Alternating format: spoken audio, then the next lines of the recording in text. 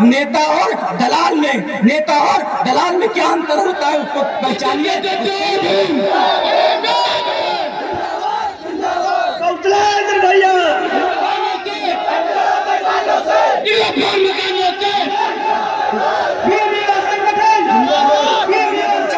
उसको बदनाम कर रहे हैं संगठन और पूरे क्षेत्र जो हमारे समाज की बहन बेटियों के ऊपर अत्याचार करते हैं उनके साथ। बाबा साहब हमारे महापुरुष जितने भी अभी तक रहे हो, जिन्होंने हमारे लिए क्रांति करी, अपने प्राणों की आहुति दे दी, सभी महापुरुषों का एक उद्देश्य था कि हमारा समाज जो शोषित समाज है, जिसके साथ शोषण हो रहा है, जिसके साथ अत्याचार हो रहा है, जिनकी बहन बेटियों की इज्जत लूटी जा रही हो, उस समाज को हुक्मरान बनाना है, इस देश का राजा बनाना है।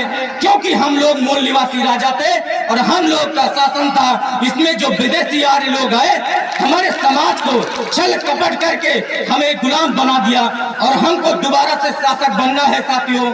तो बताए हुए बाबा साहेब मनोहर कांशीराम साहब, जाने अनजाने जितने भी महापुरुषों ने हमारे लिए योगदान दिया, उनके पद चिन्हों पे चलकर दोबारा से राजा बना जा सकता है, दोबारा से हम अपने देश में सत्ता स्थापित कर सकते हैं। पर एक चीज, बाबा साहेब हो या मनोहर कांशीराम साहब हो, सभी ने कहा है कि हमें पढ़े लिखे लोगों ने धोखा दिया है। हमें पढ़े लिखे लोगों ने इसलिए धोखा दिया है कि जो समाज, जो माताएं बहनें, जो गरीब, जो अशिक्षित है, वो नहीं जान रहा है बाबा साहेब के मिशन को, नहीं जान रहा है उनके उद्देश्य को, नहीं जान रहा है। यदि वो गलती करता है तो मेरा मानना है कि वो बहुत वो गलत बात नहीं है, वो शायद गलत नहीं है। लेकिन समाज के जो पढ़े लिखे लोग, जिन्होंने बाबा साहेब को पढ़ा है, मनोहर कांशीराम साहब को पढ़ा है, अपने महापुरुषों को जाना है, अपने इतिहास को जाना है, यदि वो लोग गलतियां करते हैं और बाबा साहेब के मिशन से दूर जाते हैं अपने स्वार्थ के लिए, अपने निजी स्वार्थ के लिए, तो हमें लगता है सबसे बड़े समाज के दोषी वही हैं। बाबा साहेब के मिशन को यदि बर्बाद कर रहे हैं तो ऐसे लोग बर्बाद कर रहे हैं जो निजी स्वार्थ में समाज को एक गलत दिशा में ले जाकर हमारे समाज को अंधकार में ले जाकर समाज को एकदम से गुलामी की इस बेड़ियों में बांधना चाहते हैं, जहां से बाबा साहब ने, हमारे महापुरुषों ने निकाला है।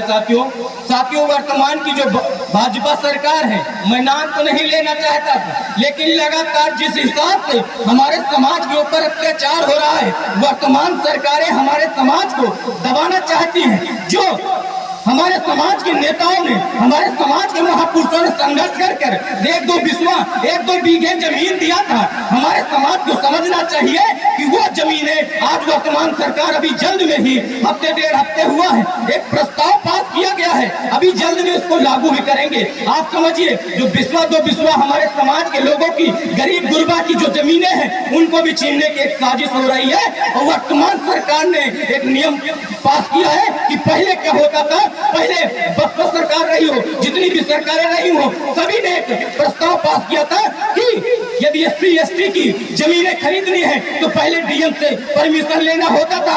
आज वर्तमान में भाजपा सरकार की नीयत देखिए, जिसको हम लोगों ने 5 किलो राशन के चक्कर में वोट दिया, जिसको राजा बनाया, जिसको हम अपने देश का राजा बनाया, उसने हमको क्या दिया, हमारी जमीनें छीनने की कोशिश कर रहा है। वो अभी नियम लाना चाहते हैं क्या, जो बिस्वा हमारे समाज की जमीनें, गरीब गुरबा की जो जमीनें हैं, उनको छीनने के लिए नियम क्या लाया गया कि DM से जो परमिशन लेना पड़ता था, अब परमिशन लेने की कोई जरूरत नहीं है। साथियों, ये भाजपा की सरकार कर रही है। हमको आपको सोचना होगा, जिस भाजपा की सरकार को, जिनको हम लोग राजा बनाए, उत्तर प्रदेश का CM बनाए और हमको कहा कि बात जोड़ लीजिए, आप हमारे समाज का उद्धार करेंगे। हमारे समाज के यहाँ जितने भी बैठे लोग हैं, हमें नहीं लगता कि किसी को न पता हो, सबके घरों से लोग वोट दिए हैं, तभी वो सरकार बनी है। लेकिन आप बताइए, आपने वोट दिया इसलिए कि आपकी जमीनों को छीना जाए? आप बताइए कि आप क्या सक्षम हैं हमारे जैसे दो चार लोग यहाँ होंगे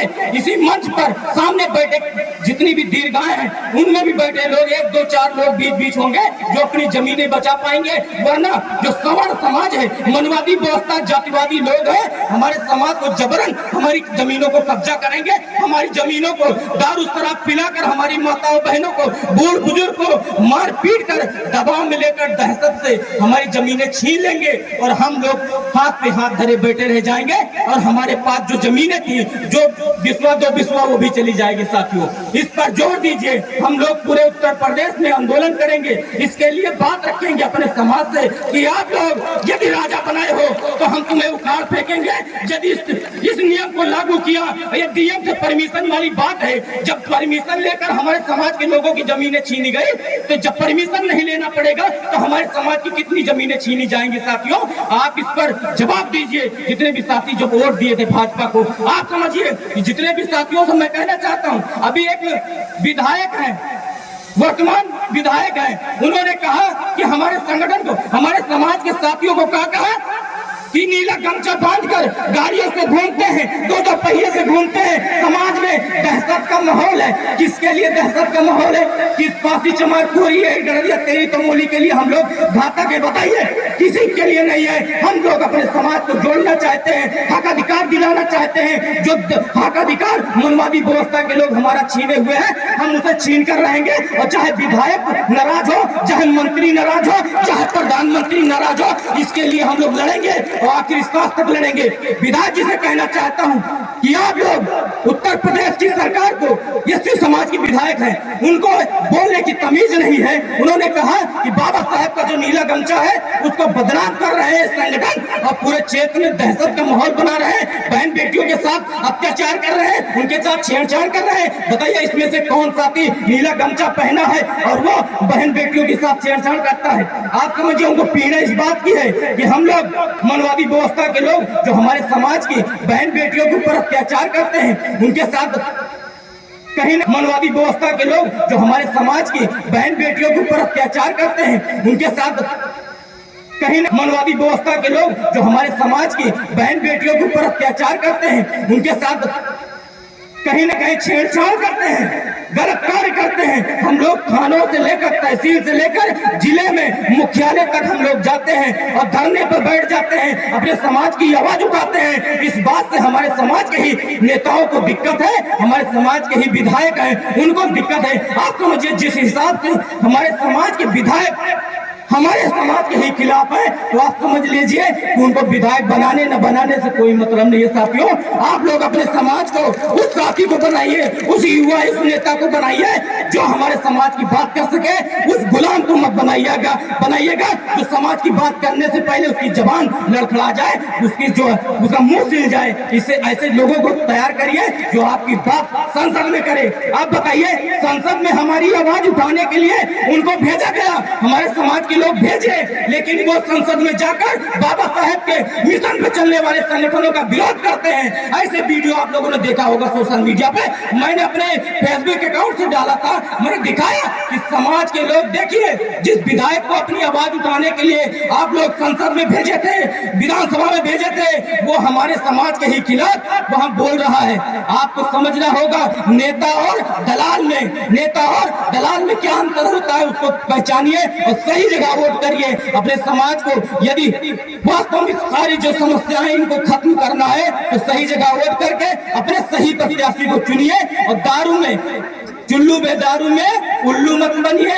जितने भी समाज की माताएं बहनें हैं, आज हमारे समाज के बच्चे जो प्राइमरी स्कूलों में जाते हैं, क्या वहां पढ़ाई होती है? क्या वहां पढ़ाई होती है?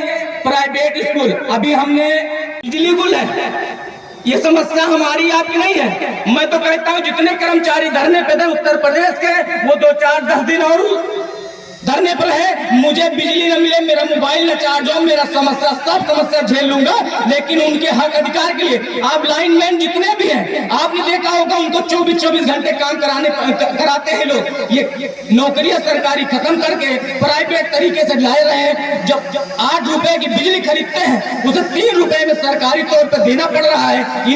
इनका सिस्टम क्या है, इसको प्राइवेट करके 8 रुपए की बिजली खरीद कर हम उसे 20 रुपए में बेचेंगे।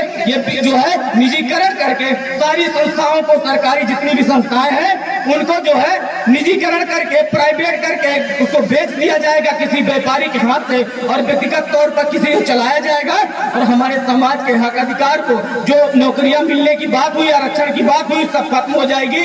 आरक्षण झुंझुना हो जाएगा, नौकरियां नहीं होंगी तो हमें आरक्षण का कोई मतलब नहीं है। प्राइवेट कोई ठेकेदार है, वो अपना सरकारी नौकरी नहीं है कि आपको देगा। सरकारी नौकरियों में हमारे लोगों का आरक्षण लागू होता है, प्राइवेट जगह पर नहीं होता है। इसलिए सरकार ने कहा कि आरक्षण खत्म करेंगे तो पूरा बहुजन समाज एकजुट हो जाता है। इसके लिए बाबा साहब ने जो प्रावधान दिया आरक्षण का, उसको खत्म करने के लिए कि आरक्षण रहे, उसको हटाना भी ना पड़े और इनको नौकरियां भी ना देनी पड़े, तो एक व्यवस्था लेकर आए निजीकरण।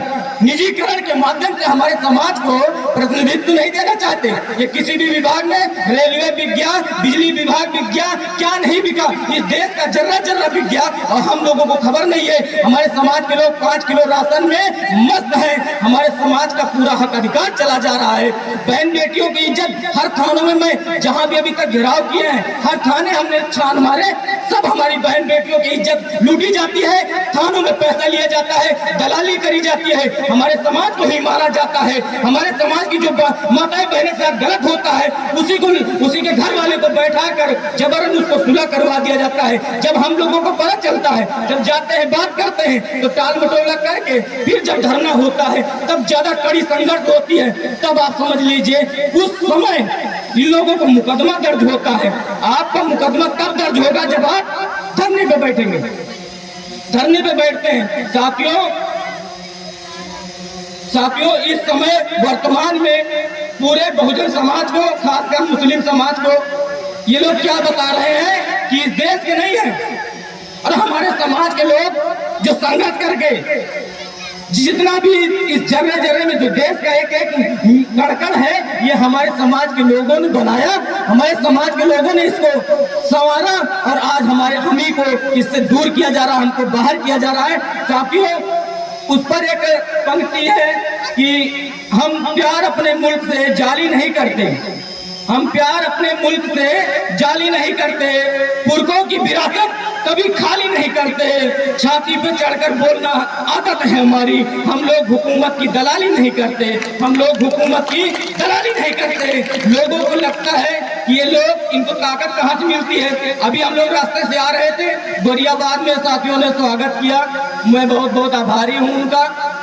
स्वागत किया, वहां से आ रहे थे सुचारू रूप से। हम लोग एक साइड से आएंगे क्योंकि हम बाबा साहब को मानने वाले लोग हैं, संविधान को मानने वाले लोग हैं। 3 पुलिस वाले, 2-3 पुलिस वाले, बताओ इतनी बहुजन की संख्या है, इतने लोग, बाबा साहब की सेना को 2-3 पुलिस वाले रोक पाएंगे? पहली चीज बताइए। दूसरी चीज, उनको किस आधार पर, किसने भेजा, हमें ये नहीं पता। आप समझिए कि यहाँ का सिस्टम क्या है। मैंने 15 दिन पहले जो है परमिशन के लिए सभी साथियों को भेजा और परमिशन के लिए सूचना दी गई, अभी तक परमिशन नहीं हुआ। उनका मतलब है कि बहुजन समाज के कार्यक्रम, बहुजन समाज को जगाने वाले कार्यक्रम न हो और इनके मेला और जितने देवी देवताओं के कार्यक्रम है वो चलते रहे। अभी होली मिलन समारोह के इतने कार्यक्रम हुए और हमको कहा जा रहा है कि 14 अप्रैल हो, कांसीराम साहब की जयंती हो, इनमें जो है परमिशन नहीं मिलेगा। क्यों नहीं मिलेगा? क्या हमारा इस देश में अधिकार नहीं है? क्या हम लोगों का कोई अधिकार नहीं है? संविधान तुम्हारे लिए है, बाबा साहब ने संविधान सबके लिए बनाया है, तो क्या हम लोग इस देश के नागरिक नहीं है? क्यों परमिशन नहीं मिलेगा? अभी रास्ते में मैंने पूछा, पुलिस वाले ने रोक लिया, हमने कहा किस बात के लिए रोक रहे हो? उन्होंने कहा परमिशन दिखाइए। हमने कहा आप इतने समझदार नहीं हो कि परमिशन मैं दिखाऊंगा, कि परमिशन तुमको लेने के लिए मैंने अप्लाई कर दिया है, परमिशन आप दिखाइए कि हमें परमिशन दिया क्यों नहीं। यदि आज आप रिजेक्ट करके मुझे देते हो, मैं हाई कोर्ट चला जाऊंगा और उनको पता है, अधिकारियों को सबको पता है कि परमिशन समय सीमा के पहले रद्द किया जाता है। आपने रद्द करके दिया नहीं मुझे। मैंने कहा कि आप रद्द करके जब परमिशन नहीं दिए हो, मुझे पता ही नहीं चला कि आप कार्यक्रम रोक रहे हो। कार्यक्रम रोकना चाहते तो मुझे 2-3 दिन पहले सूचना दे देते कि